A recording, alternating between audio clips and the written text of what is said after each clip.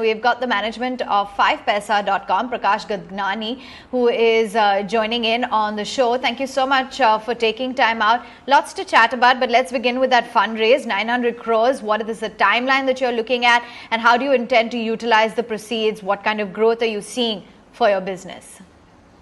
Hi, good morning.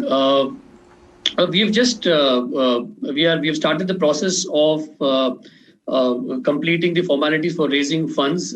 We are looking at on the tops at around 900 crore through either a preferential allotment or a QIP, and an additional 250 crore through NCDs. So this is something that we intend. The process is initiated. We'll see when the right opportunity comes. And this process is, and the approvals that we are taking from the shareholders is for next 12 months. So whenever we see a right opportunity to raise funds, we will do. Though at this point in time, we really feel that stock broking and especially discount broking is at an influx point where there is a huge growth opportunity to be tapped. And we feel that we are in a absolutely perfect position to capitalize on this opportunity, and that's the reason we are raising funds. Predominantly, the raise funds will be used for customer acquisition, investment in technology, and also the new lines of businesses that will look forward in the near future.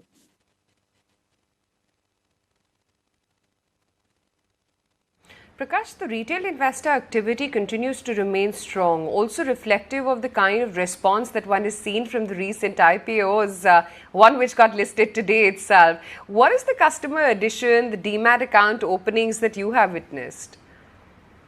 So right from the time the COVID started, there has been a huge euphoria in terms of the retail participation. Even on the exchanges side, if you see, the retail volumes have gone up by almost 50-60%.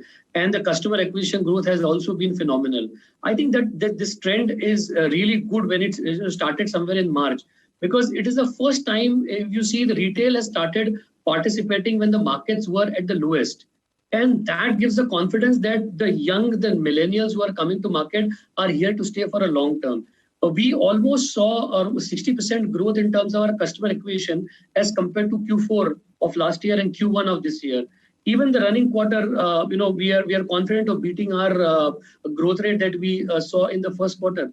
So the customer acquisition is healthy, the retail participation is healthy, and obviously volatility is the darling of stock market. So if there is volatility, if there is growth in the stock prices, especially the participation on the mid cap and the small cap, I think retail activity will continue and will flourish even in the coming quarters.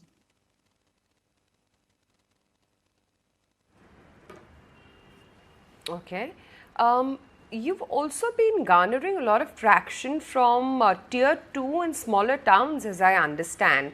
How is it that you're expanding your presence in these areas? Because like you said, the COVID opportunity has really, brought about this new clan of investors, call them Robin Hood, hobby traders, work from home traders, what have you. But is it the same trend across smaller cities as well? And do you sense that traction there will remain? See, we have right from the start, we have been a mobile app focused company. We are a completely app based company. If you see the exchange turnover in August, the mobile penetration was around almost 23%, which was one of the highest.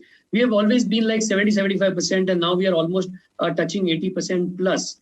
So if you see the tier 2, tier 3 guys, they are the ones who are young, have smartphone, have internet connectivity, and are now starting to earn and are smart enough to invest into a higher return kind of an asset class as compared to the traditional asset classes.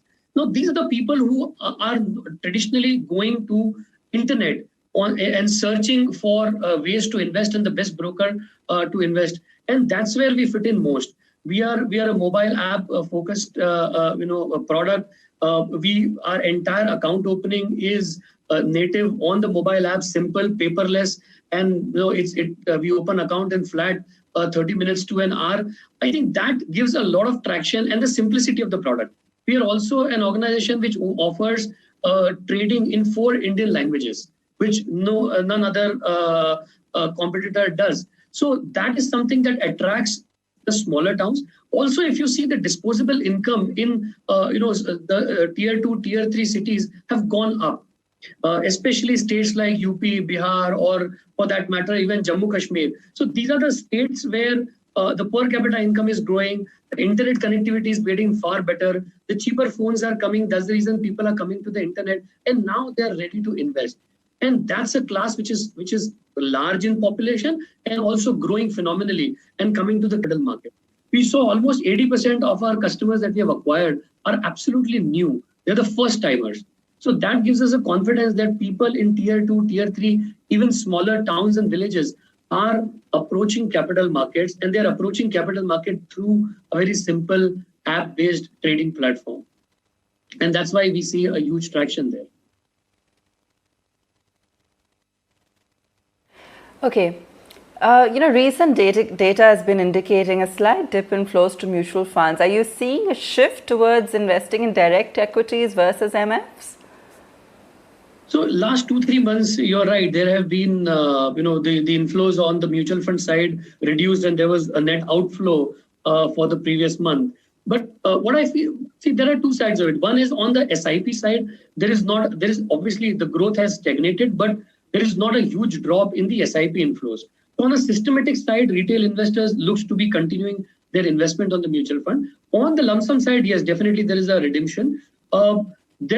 There can be two ways. One is obviously in the times of COVID, people need money, so they have redeemed. Secondly, there has been a huge upside on the mid caps, small caps, and on the direct equity side. So a lot of investment must have flown there, and that's why I feel that even the recent changes on the multi-cap funds will benefit investing into mid caps and small caps. So I think the shift from mutual funds to direct equity can be either my personal demand as a consumer that in times of COVID, I would like to redeem and keep it with me, or invest into equities where the returns are far better because mid caps and small caps are performing phenomenally well.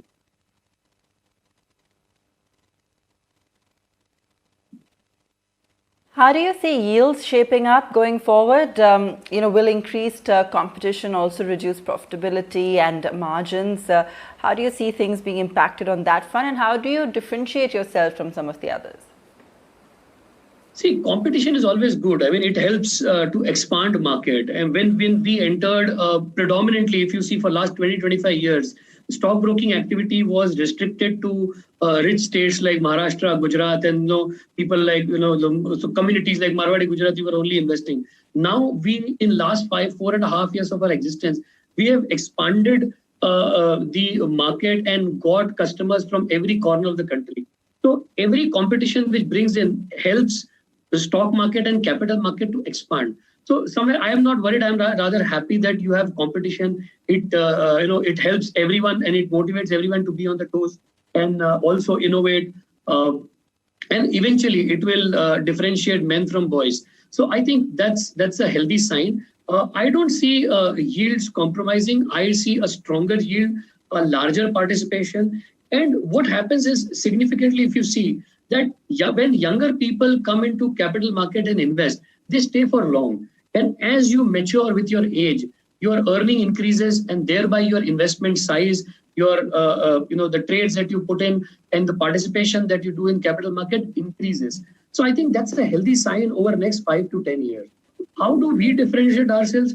We are not just a discount broker offering broking services. We are a one-stop for all the digital financial products. Our philosophy from day one has been to provide any financial product which can be consumed and executed digitally. So we offer broking, we offer mutual funds. We have just launched our peer-to-peer lending platform, which is at a nascent stage in the country as an asset class, and I see a phenomenal growth potential there. So we are an NBFC offering peer-to-peer lending. We have just launched our international investing.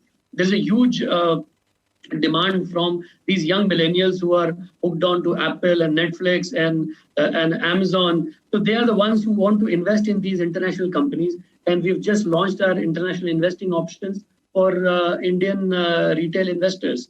So we are not just a broker, but we are a one-stop digital financial company And that today differentiates us from others.